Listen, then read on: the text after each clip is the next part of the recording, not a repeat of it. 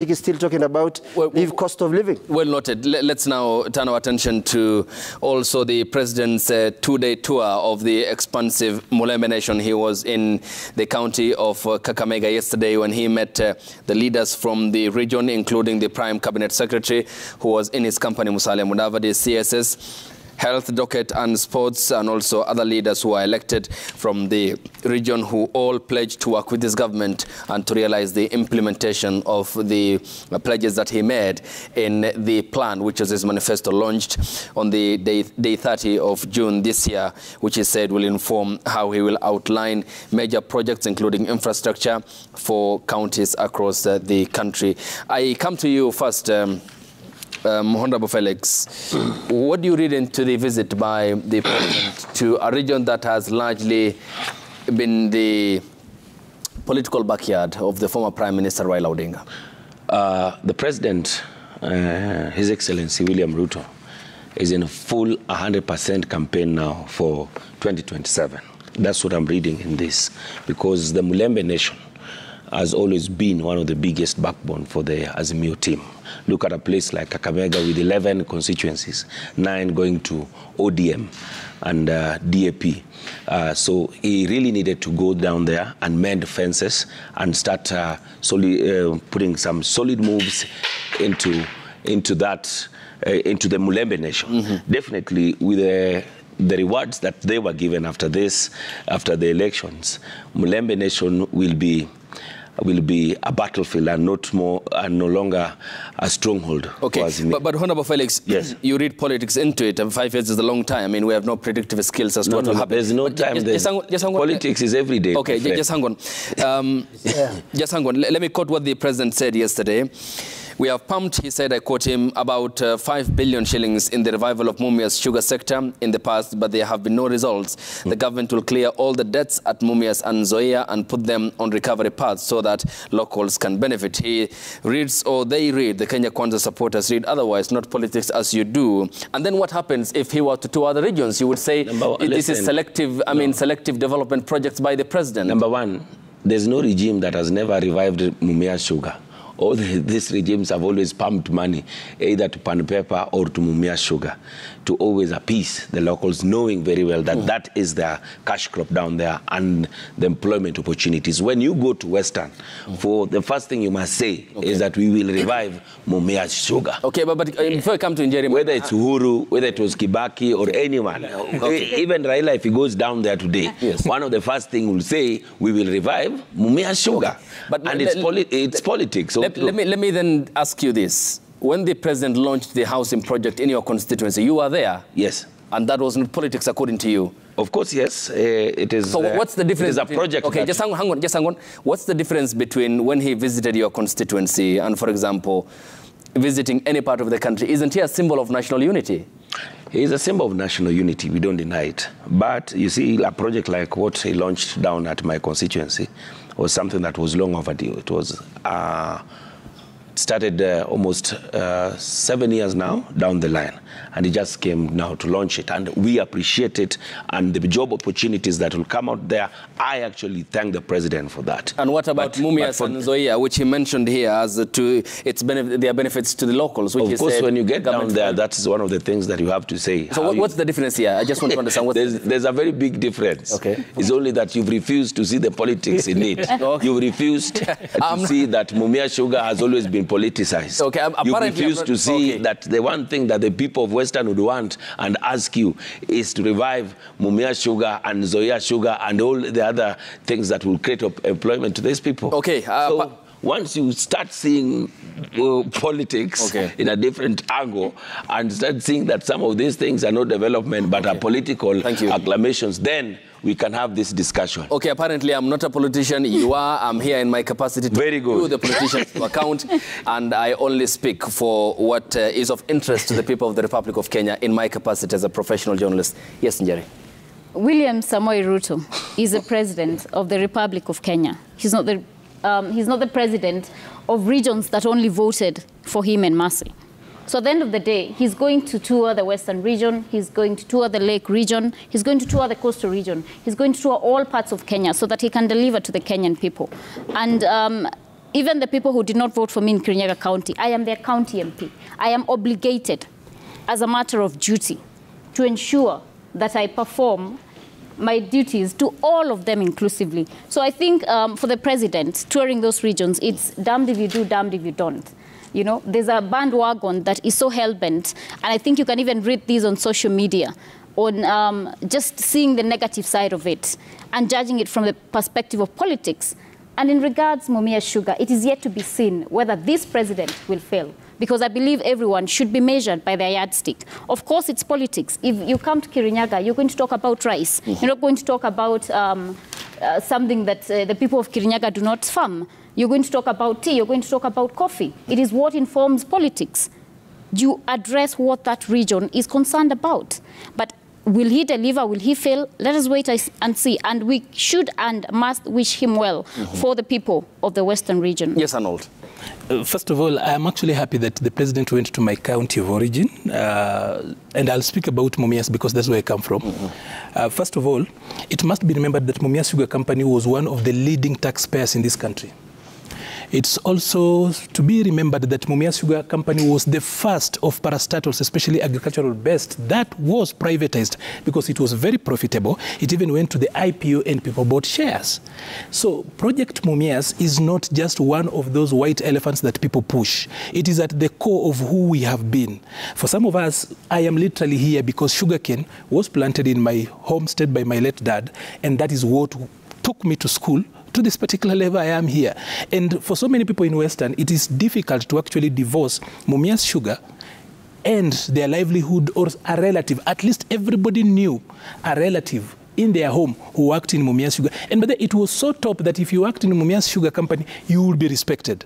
So it's not just because that you have to talk about it, but it's about the consequence of a giant or a major tree falling in the forest. Okay. It's so big an issue. Now, talking about why the DP is here, Mumias Sugar, of course, is one of those attendants. The president is in Western. Mumias Sugar, of course, becomes one of those footnotes that you actually have to pick and run with. But this is the elephant in the room. Number one, it might be too early to say this, but I think we already have seen that, and it's been reported that the deputy president, Rigathi Gachagua, has gone full mode into campaign mode. And he made a very dangerous statement the other day when he said that never again, the statement never again, just run a search on that and you'll see wherever it's been used. Never again shall the region be found wanting. What did he say? He was saying that in 2022, yes, the region was found wanting and not prepared, and that it will not happen again. We have seen, and it's been reported, that there is a lot of jostling, and that even as we try to actually say that the president has done so much, and of course the laws as they are, they have made coming up with government a little bit slow, and that the PSS were just sworn in the other day, we also know that the development agenda has taken a back step as people fight and jostle for positions. Okay. So that you cannot run away from that William Ruto is being forced to get into the campaign mode because his deputy somehow is busy consolidating his backyard, not necessarily in support of William, but perhaps for other ends that William can see through. All of us agree that William can actually see through some of these schemes because probably he's done them before. So going to Western, first of all, is to put together the fragmented Western. Okay. Ordinarily, and I do not think that Azimio will have Western Kenya again. Because whereas Western Kenya voted largely for Raila, except for Bungoma, that gave Kenya Kwanza 65% of the vote. Every time you've counted Raila, if you count Nyanza in the votes, the way we've actually been working around, the guys in strategy rooms, you will count the counties in Nyanza and add on Bungoma, and no, not Bungoma, Kakamega and Busia automatically. But you see what the president is doing and how he's building it up. Guys are like, we didn't vote for these guys. They've given us positions without necessarily asking for so much from us. Why not? And voters, by the way, have got gratitude. I have seen that. And probably these politicians here will tell you that every time you do something for politicians, for voters, they will always remember. Voters have got gratitude. And that is why I think going forward, Azimio should probably either change its tact. All right. Or just count it gone. Abdullahi, I mean, should this worry the Azimio coalition political party? Well, I think, first of all, what President Ruto did in the last general election was to make sure that he gets very strong votes from Central Kenya and Rift Valley. And then from there, he only needed to get Bungoma and other counties. Now, he is in the situation of Uhuru Kenyatta now. What goes around comes around. When Ruto was the deputy president and Uhuru was the president, literally, Ruto was campaigning. Now, we have a very aggressive deputy president. We have a very wealthy deputy president who has a control of close to 6 to 7 million votes in 7-8 counties, including central Kenya, Laikipia, and Nakuru. Is there a brewing politics that Gachagua does not want to wait for 2027 to come in the event things don't go right? Okay? I want my colleagues to listen carefully. Ruto and Uhuru Kenyatta were darlings in 2013. They had the same shirts, white shirts, ties, trousers, even boots and socks. And before that, the things that keep men together is the political interest. It's not that they love each other. Now, the Mulembe Nation is a very rich vote block. So making Entourage into Azimio stronghold, especially Raila Odinga's stronghold, is what is happening. Because when you appoint Musalia Mudavadi, you give them like 3-4, including an advisor, you're reaching out for vote region. I mean, he's going to make moves in Coast region. He's going to Northeastern. It's technically a plan behind the scene for 2027. Okay? But he should not forget that he has a country to deliver to in the next 5 years. Okay.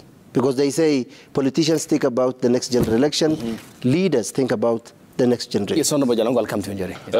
There's one Councillor Njohi on Facebook who made a very profound analogy. Said that in his tour in Nairobi, President has visited 3 times and launched project. Ukambani has gone twice and launched project. Turkana, he launched project. Nyanza, he also launched project. Coast, twice, he launched project. Mount Kenya, 5 times for interdomination of prayers. Understand? He's not even gone back to his backyard, the Rift Valley. And I think he was in Kericho the other day. He was in Kericho for prayers. For prayers. And also went to Uasin Gishu again for prayers. And he will be in Kipipiri tomorrow for prayers. You understand? Everywhere where was his stronghold, he just goes for prayers and thanksgiving. Where people did not vote for him, he goes and launch projects. What do you read into this? He's actually cementing and wanting to woo these people on his side. So I will leave it at that, because President is already on 100% mode, campaign mode for 2027. Yes, Njeri. Yes, please go. I'll come. Councillor Njohi is actually my constituent. And I want to remind him and anyone else who's not aware to bring to their attention that the President came to Kirinyaga to launch Biba Dam, which is a major project for the farmers of Kirinyaga County. So I do not believe that analogy. But like I've said, it's damned if you do, damned if you don't. If he's only coming to launch projects to the people who voted for him, I am certain that people would be saying that he's only favoring or looking after the people who gave him the vote. So let us agree to give grace to the President. It does not mean that he will not be launching projects in the mountain region and the Rift region that heavily and majorly supported him in the last election.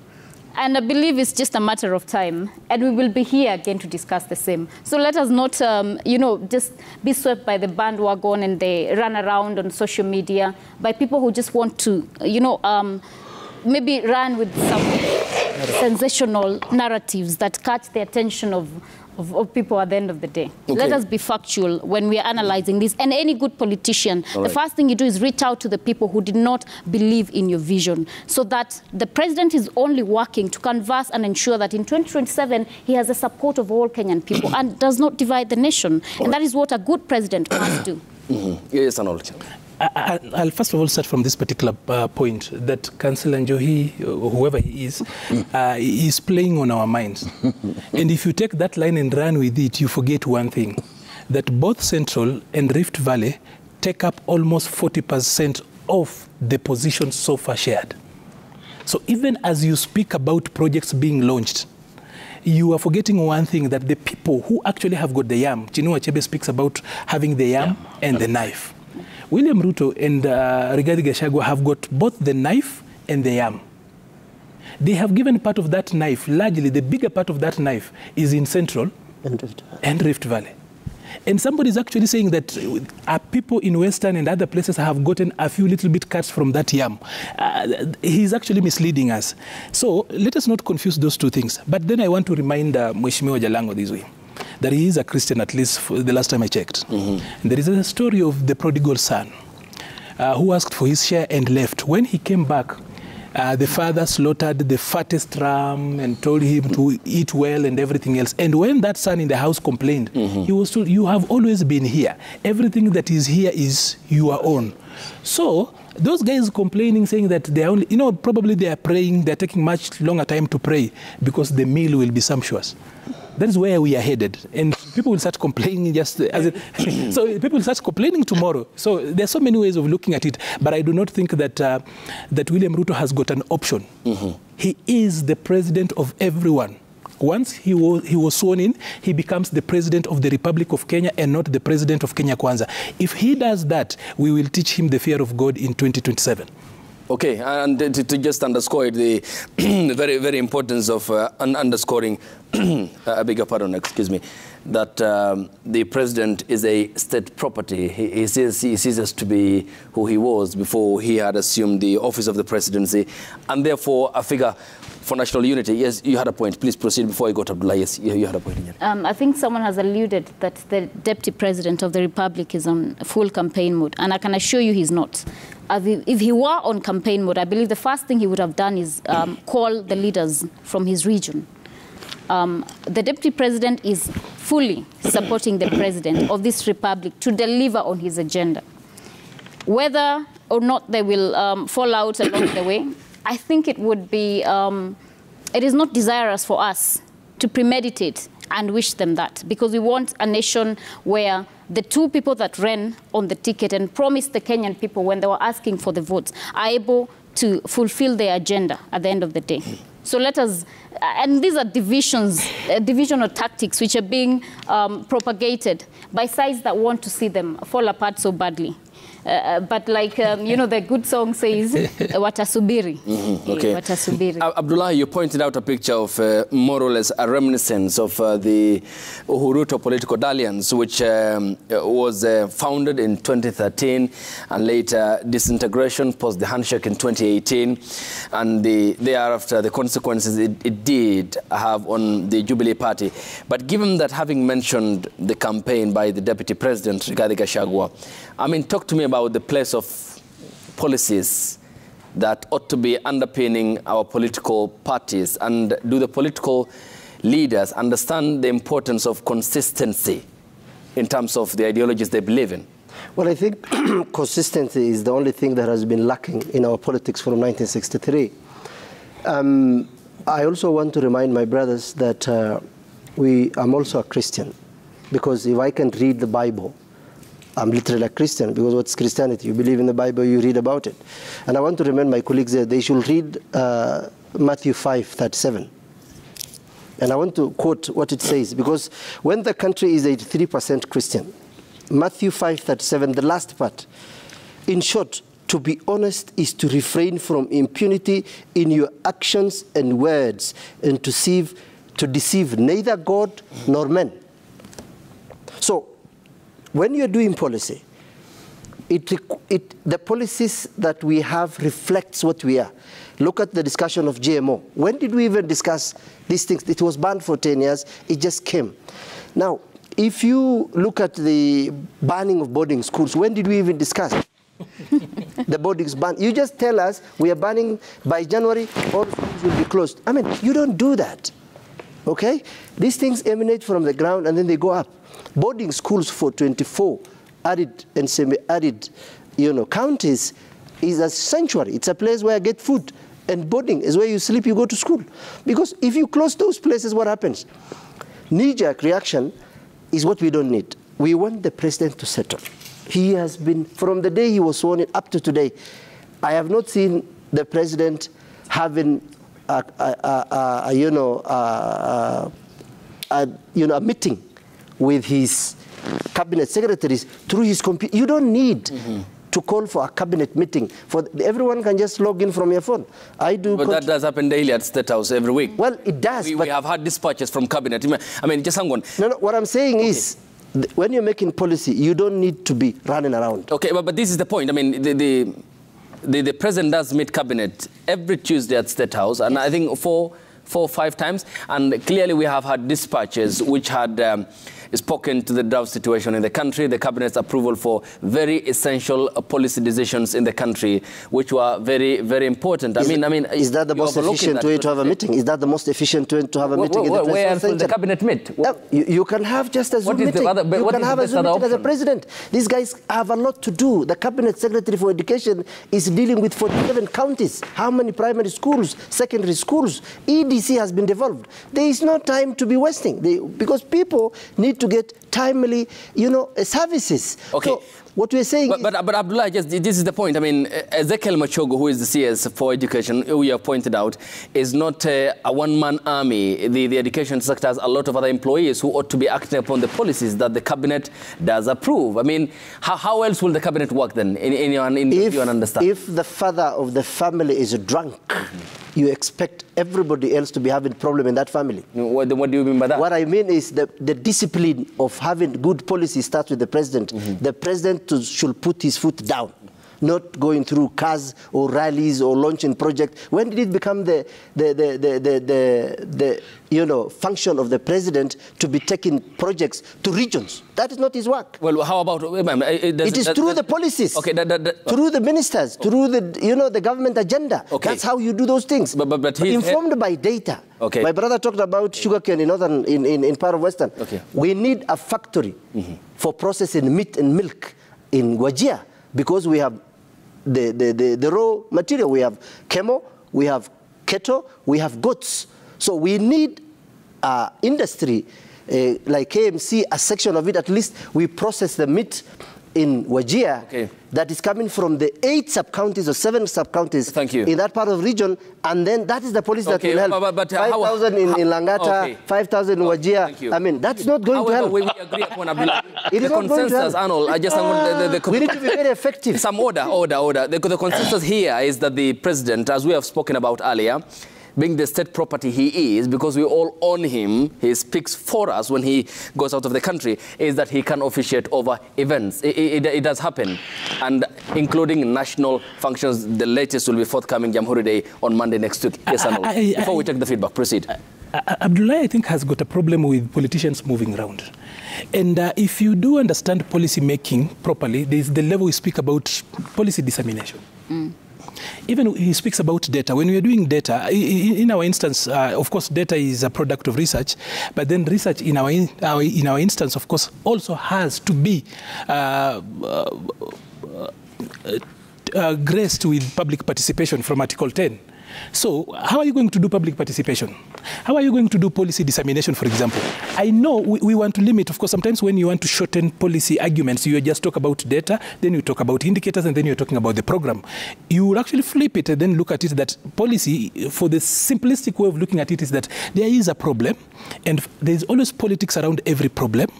So how do you manage the politics around that particular problem?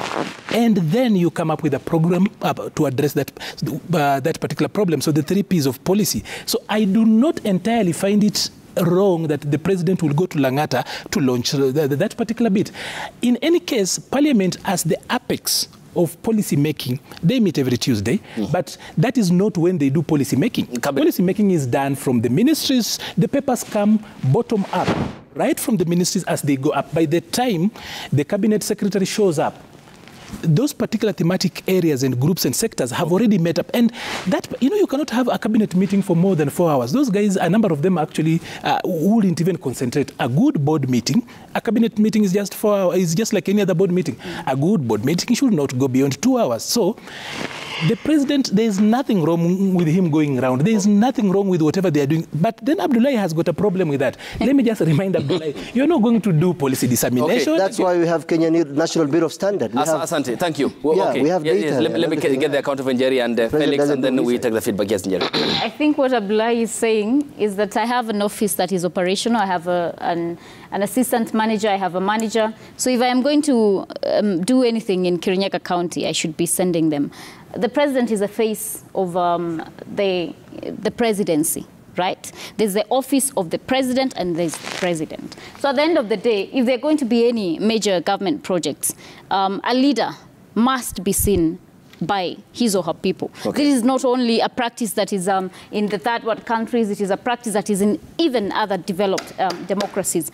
And in regard to boarding schools, it is not an overnight thing. So in January, they'll not all be done away with. The PS was very clear that it's going to be systematic, that it's going to be gradual, so that we can at least see how we can have parents taking responsibility for their children. Do I think that it was ill-advised? On a personal capacity, yes. Okay. But maybe perhaps looking at all the things they do, because he does not exercise power in absentia of all the other people in his office. Thank you. Yes, Felix, before we take the feedback. Oh, first, just on the boarding schools again, you know, there are so many children out there who find refuge in boarding schools. This is from absentee parents. This is from like where it comes from. Those are the sanctuaries. Those are the only places that they find peace. That's what the places they call homes. There are even children who, if you tell that we are closing school, they're always crying. They don't want even to go back home because that is where they found their peace and all. So I think on this, the PS was ill-advised and he should retract his words before even thinking about abolishing the boarding schools. But then again, with the president going around launching projects, how I hope that the projects that were launched actually are completed. Because if it's launching project, we've seen projects launched again and again and again. We've even gone to places where the last thing, the only thing you see is a plaque there that this project was officially launched by. Okay. And there's nothing else. How I pray, and I pray every day for the president to succeed. Thank you. When the president succeeds, we all succeed. Asante. And we wish the president well. Thank you, Honorable Felix Jalango. Let's now sample your feedback on the Twitter hashtag Daybreak at Citizen TV Kenya and at Ayub Abdikadir. Here is what you are saying on Twitter in regards to the topic at hand and the segments that we have discussed. Real Daniel Juma says it's not right for politicians to take voters to the streets to fight for what they should achieve in parliament. After an election is concluded, politicians should free voters to focus on other things other than going to the streets. Godi Barasawere says the office of the official opposition leader gives the Azimio political wing an opportunity to effectively check the excesses of the Kenya Kwanza administration. This is a cure to the street demos and unrest done by the opposition. SAO says the office of the official opposition is not a reserve for Raila Odinga. It's for the good of Kenya and for prosperity. The government of the day must be kept in check always to deliver to the people. The office to be funded fully. Fred Okwango says the establishment of the Office of Official Leader of Opposition is long overdue. Our amendments do not touch in any way the provisions of Article 255, subsection 1, that will require a referendum, and therefore it is a parliamentary route. It's coming. Isaac _Mudusi says, seems that the Cherera 4 are no longer working as a team. Neither are they in communication with Raila Odinga. They have realized that not even Azimio la Umoja will save them from facing the law. They should have learned from Miguna. Bob Otieno Owino says the National Government Constituency Development Fund ceased when we passed the new constitution in 2010 under the devolved functions in the name of county government. And remember, we had MPs before CDF came. They are hanging on it because they will be irrelevant to the voters. J Economic says Abdullahi must know Honorable Salassi is entitled to a car grant of Kenya shillings 7.5 million like any other member of parliament. This is not greed. How comes he's not mentioning Honorable Toto, who bought a similar car? He's already told us now. And Kijana 120 says UDA and Kenya Kwanza are on record demanding for the opposition that will keep them in check. Njeri should stop lying to Kenyans that Raila is organizing for demos to get something from this government. She should tell us what they have achieved as a government. Isaac _Mudusi again says President Dr. William Ruto went around during the campaign and he understood well problems affecting different areas, including the Mulembe Nation. Basitei _Boyd says leaders from the Lake region always disappears into thin air whenever the head of state visits the region. They really need to free themselves from the mortal fear of Raila Odinga. Kipngeno head boy says Jalango is saying the truth. He says it seems those of us who supported and voted for Kenya Kwanza are too religious for any government project. We had Thanksgiving ceremonies both devoid of any development project.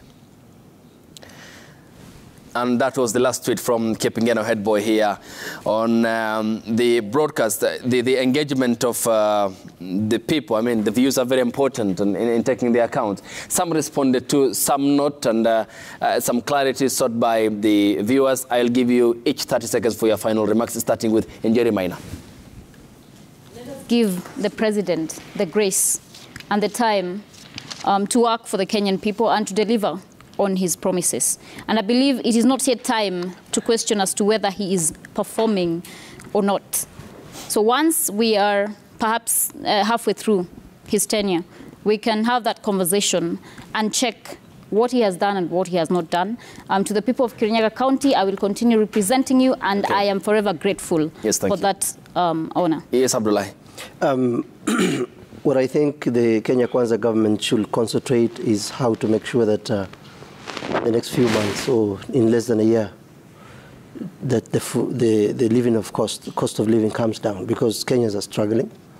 There is drought in northern Kenya, but above all, I would like the Office of the Auditor General and the control of budgets to be very, very careful with how resources are used in the 47 counties. Because you're only talking about the national government. We have another 47 devolved governments that have resources from the national cake that should cater and be accountable to the citizens of Kenya. Asante. Honorable Jalango.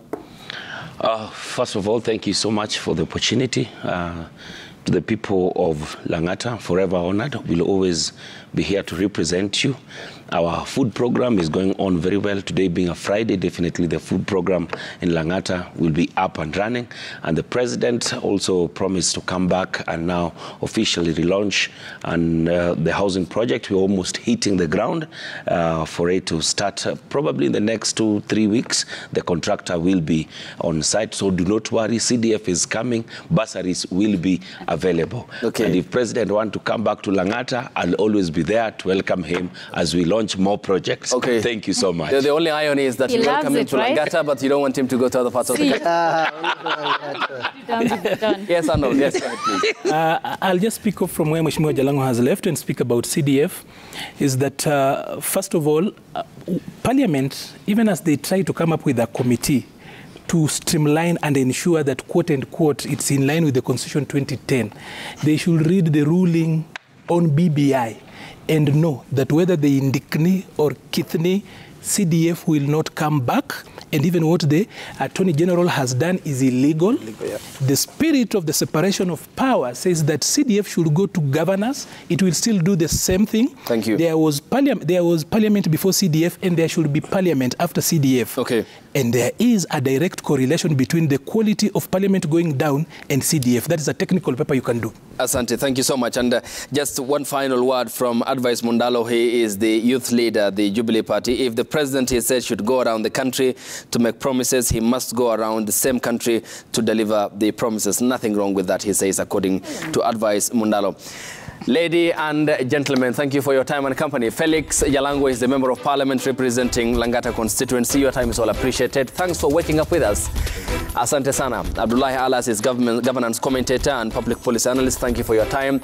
As well as Anol Maliba, who is also public policy analyst. Thank you for your time and company. And also the only lady who woke up with us this morning here in the studio, Njeri Maina. She is the woman MP, the county of Kirinyaga. Your time is all appreciated. And we look forward to more engagements to bolster our democracy, the rule of law, and the sacrosanct principle of good governance and constitutionalism. That's all appreciated. Many thanks. Thanks to you too for waking up with us here on Daybreak. The hashtag has been Daybreak at Citizen TV Kenya. at Ayub Abdikadir. Up next is Level Up Friday. I understand still Willis is in Doha in Qatar for the World Cup. The first quarterfinals tonight will be between Argentina and the Orange, or the Netherlands, or the Dutch, if you may call them, in what is a repeat of the 2014 World Cup in Brazil. Tomorrow it's France versus England, Les Blues versus the Three Lions, and Kylian Mbappe, who will be on the limelight as the World Cup and the curtains near on the edition for the first time in the Arabian Peninsula. Thanks for waking up with us. I am Ayub Abdikadir Abdi. Good morning.